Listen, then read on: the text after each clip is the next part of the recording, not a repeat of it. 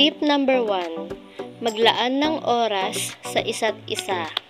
Siyempre, napaka-importante ng oras.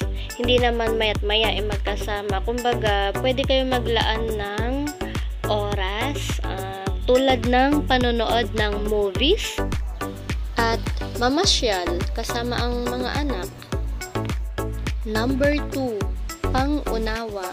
Kailangan ibigay mo ang buong pang-unawa mo sa iyong asawa, especially lalo na sa trabaho, busy.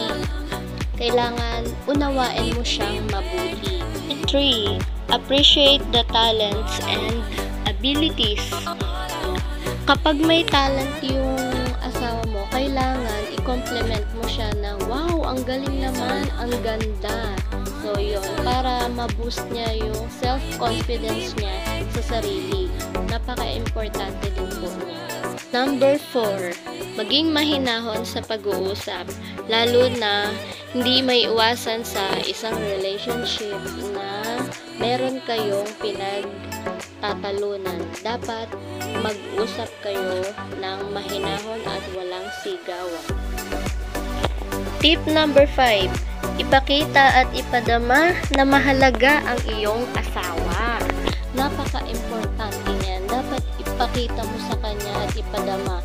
Tuwing darating siya galing trabaho, pagod, kailangan masaya ka na salubungin siya. Ikaw ang magbukas ng pintuan at ihag mo siya or i-kiss at ipagluto ng paborito niyang pagkain.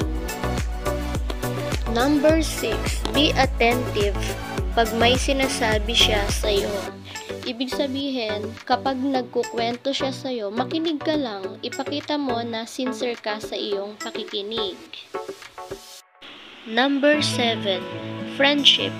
Kailangan gawin mong best friend yung asawa mo para magkasundo kayo sa isa't isa at mapasaya kahit sa maliit na bagay.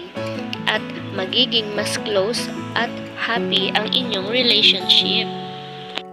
Number 8, trust.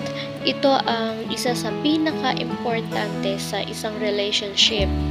Dapat ay pagkatiwalaan nyo ang isa't isa para maging malusog ang inyong relationship. Isa itong susi sa matagumpay at masayang relationship. Number 9, freedom. Kailangan paminsan-minsan hayaan natin sila na makisalamuha sa kanilang mga kaibigan. Number 10, respect. Isa itong positive behaviors. Kumbaga, isa itong pagiging mabait at maiiwasan ang kaguluhan sa isang relasyon. At isa rin itong sign of maturity. Thank you for watching. Sana po ay may natutunan kayo sa aming videos. Kung meron po kayong nais idagdag or meron po kayong magandang karanasan sa inyong relationship, paki-comment naman po dyan at babasahin ko po yan isa-isa. Thank you and God bless. Ingat!